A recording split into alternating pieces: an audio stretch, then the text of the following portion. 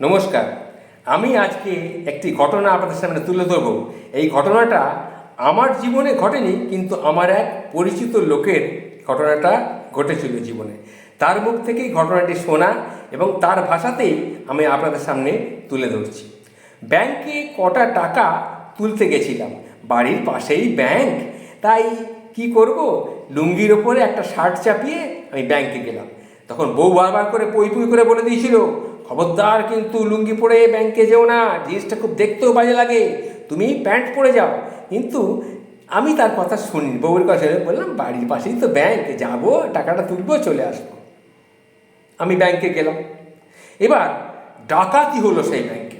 ডাকাতরা প্রায় 2.5 কোটি টাকা লুট করে চলে গেল। তারপরে পুলিশ এলো। ব্যাংকের সব কিছু তন্ন তন্ন করে খুঁজেও যখন কোনো ক্লু তারা পেল না, তখন এক পুলিশ অফিসারের মনে হলো ভল্টের পাশে কিছু একটা যেন নড়াচড়া করছে। অফিসার সঙ্গে সঙ্গে রিভলভার বাজিয়ে হুঙ্কার ছাড়লেন, এই কে ওখানে, শিগগির বেরিয়ে আয়, নাহলে এক গুলিতে মাথার খুলি আমি উড়িয়ে দেব। ব্যাস, নড়াচড়া থেমে গেল, চারিদিক নিস্তব্ধতা।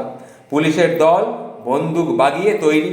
হুঙ্কার দেওয়া অফিসার আবার চিৎকার করলেন, এই আমি 3 গুনবো, এর মধ্যে যদি না বেরোস তো আমি গুলি করব। 1। সঙ্গে সঙ্গে ভেতর থেকে আওয়াজ এলো, স্যার দয়া করে গুলি করবেন না স্যার, আমি বেরোতে পারছি না। সে কি, কেন, টাকার ঝোলাটা কি খুব ভারী হয়ে গেল? না স্যার, টাকা নেই। তবে কি ভল্টের সোনা আছে নাকি? না স্যার, তাও নেই। তবে কি, দেখ বেশি চালাকি না করিস না, শিগগির বেরিয়ে আয় বলছি, নইলে। স্যার স্যার স্যার স্যার শুনুন, স্যার শুনুন, ডাকাতেরা ডাকাতি করে যাওয়ার সময় আমার লুঙ্গিটা খুলে নিয়ে সেই লুঙ্গির মধ্যে টাকাটা ভরে নিয়ে তারা চলে গেছে। এই হচ্ছে ঘটনা।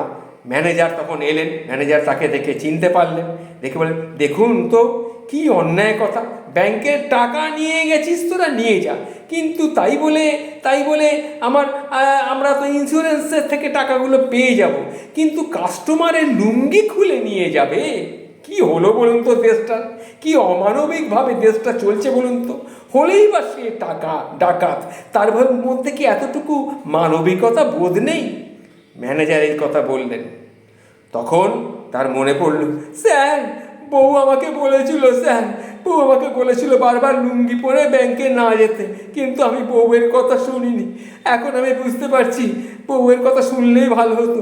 বউ আমাকে বারবার করে বলেছিল, লুঙ্গি পরে যেও না, প্যান্ট পরে যাও, অন্তত প্যান্ট না পরো অন্তত একটা বারমুডা পরে যাও। দেখুন স্যার কি হাল হয়েছে আমার, আমি এখন কি করে বেরোবো? আমি হাতটা স্যার ওই জায়গা থেকে সরাতে পারছি না, আমি হাত দিয়ে চেপে ধরে আছি। একটা জামা কিংবা গেঞ্জি কিংবা কাপড় চোপড় আমাকে দিলে আমি ওই জায়গাটা চেপে ধরে আপনাদের সামনে একটু বেরোতে পারি, নইলে পারছি না স্যার, স্যার দয়া করুন স্যার। এই হচ্ছে ঘটনা। এই ঘটনাটা আমি শোনার পর হাসবো না কাঁদবো বুঝতেই পারছিলাম না। যাই হোক, আপনাদের সামনে তুলে ধরলাম। এবার আপনারাই ঠিক করুন, আপনারা হাসবেন না কাঁদবেন।